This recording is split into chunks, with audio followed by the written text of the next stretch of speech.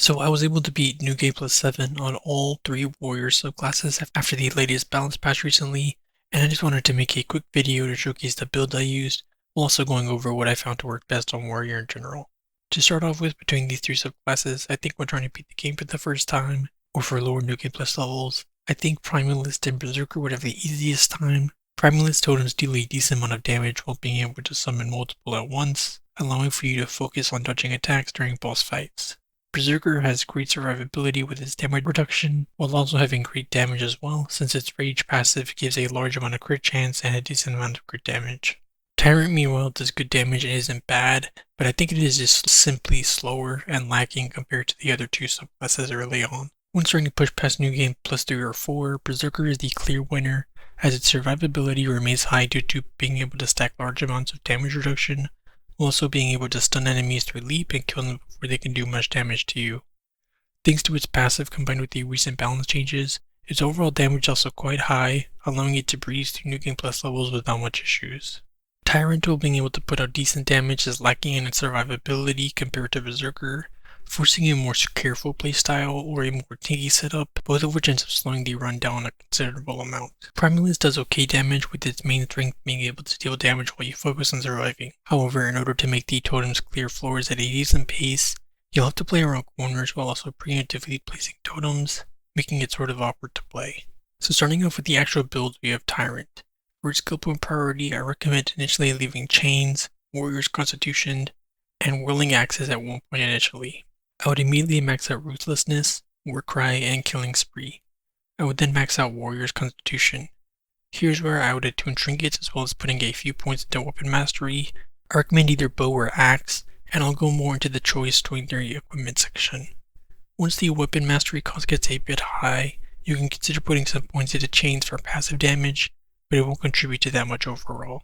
For these skill upgrades, I start with the Exploding Gibbs from the Magic Shop just to speed up early portions of the run, but you could also start with Second Wind to guarantee you'll get healing early on. Beyond that, I prioritize Toughness, Mighty Strength, Brutality, and Second Wind. If you decide to go Axe, I would also make sure to pick up Dauntless and Combat Training. Gear-wise, I recommend either a 2-handed Strength Bow or a 2-handed Axe. The Strength Bow is safer when clearing floors, so you'll be able to defeat most enemies from a distance and kite them if needed, however the boss damage is quite bad. With its Whirlwind, 2-handed Axe does great damage to bosses, but also tends to have the tendency of getting blown up by normal enemies, especially with the buff to range enemies.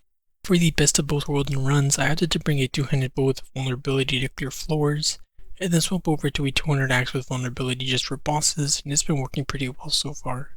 For prefixes, I recommend physical damage percent, followed by dex, then crit damage, then weapon power and vitality. For suffixes, armor penetration, followed by weapon speed, then boss damage, and etc. Since he changed to make armor penetration a percent instead of flat value, its value has increased combined with the fact that enemies now gain 66% more armor per New Game Plus level compared to the previous 33%. The patch strength now gives armor penetration as well. However, it seems to have a hard drop off after 200 strength, with it barely giving any penetration after that, making it quite useless beyond that point yet again. So after you meet the strength requirement for gear, I recommend putting the remaining points into dex, giving it the weapon crit rate and crit damage it badly needs. I also have 2 pieces with hail for survivability and also to meet the cape requirement. For food, I default to the undead damage bread. For drinks, I recommend Mana Leech drink, spell cooldown in order to spam Warcry, and the weapon speed drink, though you could also take the weapon crit rate drink. In terms of playstyle during the run, if playing with the bow, I just use the power shot as it has a long range and pierce, and pick off any stragglers with the auto attack. Chains can be useful as it applies slow if you ever have to kite, while also dealing decent damage due to passive spell power you have from strength. If you play with an axe, you'll have to play around corners a lot as all ranged are quite deadly now. Bossing is quite easy with an axe, as they just cast Warcry and then Whirlwind, and repeat until the boss is dead. I do not recommend fighting bosses with the bow unless you want to be in the fight for 10 minutes. Now onto Berserker. For skill point priority, I recommend initially leaving Leap, Warrior's Constitution, Whirling Axes at one point initially. I would immediately max out Rage, Warcry, and Killing Spree, followed by Warrior's Constitution. Here's where I would attune trinkets as well as putting a few points into Weapon Mastery. I recommend dual daggers for this build. For these skill upgrades, I like starting with Furious Cry from the magic shop for the reduced cooldowns. Beyond that, I like prioritizing Second Wind, Toughness, Unyielding Strength, Mighty Strength, Dauntless, and Combat Training. Brutality is nice too, but you'll likely already have a lot of crit rate, so it's not the biggest deal. Gear-wise, I recommend Dual Daggers with Vulnerability. For prefixes, I recommend Physical Damage percent, followed by Dex, followed by Weapon Power, and then Vitality. For suffixes, Armor Penetration, followed by Weapon Speed, then Boss Damage. I rate Armor Penetration higher than Weapon Speed due to being able to get a lot quite easily with trinkets, but I am not 100% sure which between the two is more optimal. I currently use 2 pieces of Vitality Gear to meet the requirement for Cape, and put about 40 points more into Vitality for more survivability, and then put all of the rest into Dex. For food, I default to 1 to Damage Bread. For drinks, I recommend Cooldown Reduction, Mana Leech, and either HP regen below 50%, open crit rate, or open attack speed. The regen one is nice early on as it makes you less reliant on Second Wind. You'll still want as many Second Wind upgrades as possible for the later floors. In terms of playstyle during the run, I press War Cry and then leap onto enemies to stun them, and then quickly melee them down, focusing down any dangerous enemies. You should be able to kill them before they get out of the stun. The main issue is on later floors with lots of range enemies. You'll have to aggro them around the corner, then leap on them once they're all bunched up to prevent getting sniped. Bossing is a breeze, and you just work right off cooldown and melee the bosses down. Finally, we have Primalist. For skill point priority, I recommend initially leaving Tremor Strikes, Warrior's Constitution, and Whirling Axes at 1 point initially. I would immediately max out Ancient Totems, War Cry, and Killing Spree. I would then max out Warrior's Constitution and Tremor Strikes.